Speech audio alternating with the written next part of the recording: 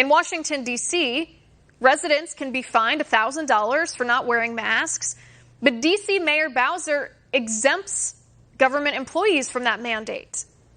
In Chicago, Mayor Lori Lightfoot shut down hair salons as well and then got a haircut herself. This was her excuse. Listen. We are trying to do the best that we can under difficult circumstances.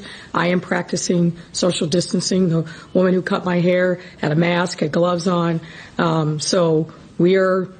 I'm practicing what I'm preaching and making sure. I don't typically take pictures these days, but we are trying to do everything we can to emphasize the messages around social distancing, washing your hands, staying at home. But I, as an elected official in the public face of the city, need to make sure that I am out there and visible through this crisis.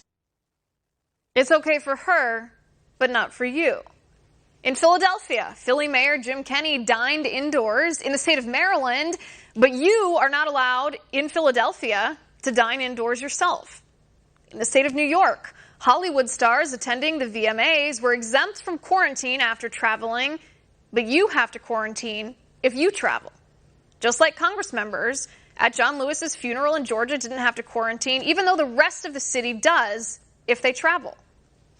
And now, Nancy Pelosi thumbs her nose at rules hurting the hair salon owned by a single mother who needs an income to provide for her children.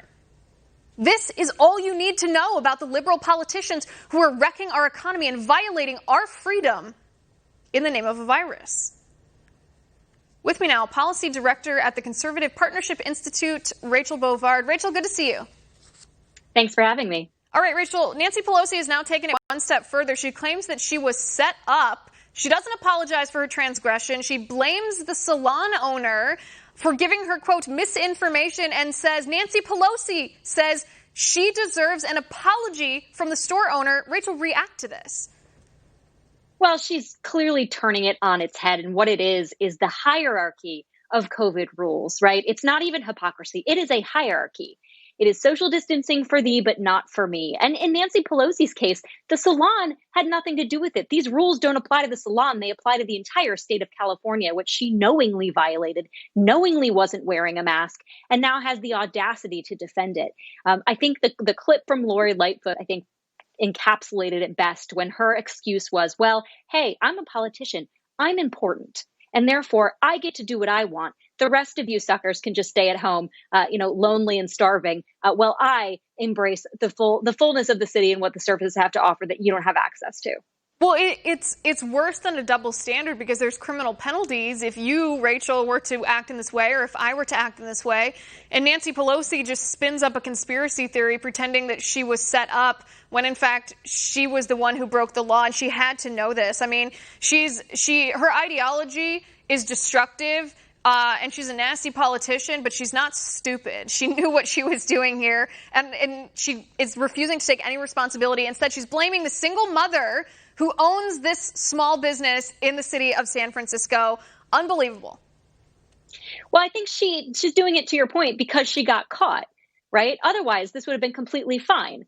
Double standard exists for her. She wanted to go get her hair done. She wasn't expecting anyone to catch her, but now somebody did.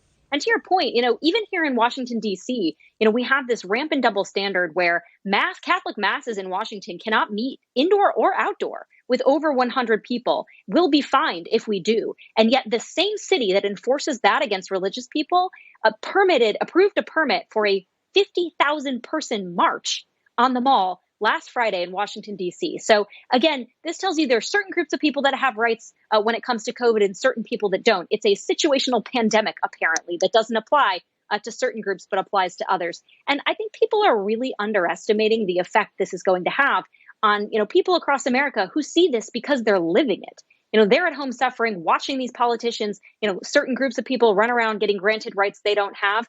That is doing irreparable harm to the bounds that hold, or the bonds that hold our society together, which are premised on equal treatment under the law. Right, and that includes politicians. Politicians are not a monarch. They don't issue dictates. They legislate laws which everyone is required equally to operate under. And so I guess here's my question. I think there are a lot of people left in following Nancy Pelosi, not only violating those rules, being a hypocrite, double standard, but now trying to shift responsibility to this poor business owner, this woman who's trying to make ends meet.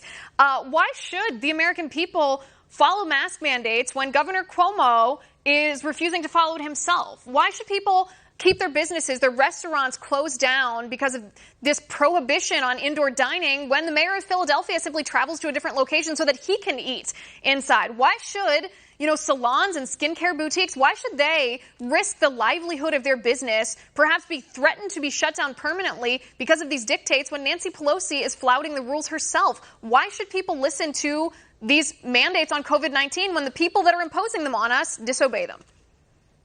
Yeah, it's the really insidious element in all of this is it's really shaking faith in the institutions, shaking faith, in the politicians themselves, the people that ostensibly are supposed to make laws for the common good.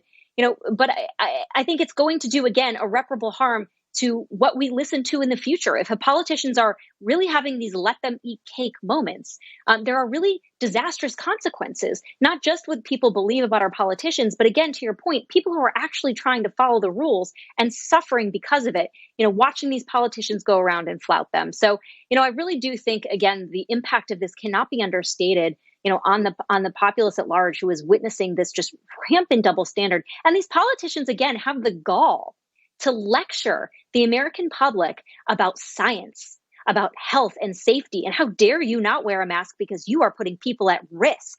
Well, they run around doing exactly the same thing and hoping they don't get caught and blaming other people when they do. It's really, it's inexcusable. And it's shameless. It is. And the only accountability, like I said, I don't believe that Nancy Pelosi will face any accountability, meaning she's not going to get charged. She's not going to get fined. She's not going to get shut down. Her income isn't on the line here. She's extremely rich in her own right. She, as I said, she appears to have matching masks made for every one of her designer outfits that she wears every day. If that isn't the most out of touch behavior for somebody who is forcing small business owners, Americans across the country, not be allowed to make ends meet, to provide for their own families, I don't know what it is. But this also just demonstrates to the American people that COVID-19 is now purely political. Any kind of mandate, any kind of dictate, any kind of public policy isn't being based on science anymore, if it ever was. At this point, it is just a political war between the Trump administration and Democrats who want to take down the Trump administration. Yeah, no, that's right. I think it really is at this point just about control. And, I think just even to emphasize this in another way, Nancy Pelosi enforcing these mandates, shaming the people that don't comply. The Wall Street Journal was out with a story today saying that 11% of American households don't have enough food to eat. And that is directly related to the lockdowns. That is directly related to the small businesses that are being decimated by these lockdowns. And yet Nancy Pelosi and all these Democrat politicians have the gall to lecture people about how insulting it is that they would want to go back to work and put people at risk. It is unsustainable, and it's doing serious damage, I think, to people across the country. And in this political power struggle, the Democrats have made it very clear that they are completely disinterested in the fact that the collateral damage in their power struggle are people with families who need to be able to put food on the table. And that should tell you all you need to know for the November elections. Rachel, thank you for being on the show. I appreciate it. Thank you.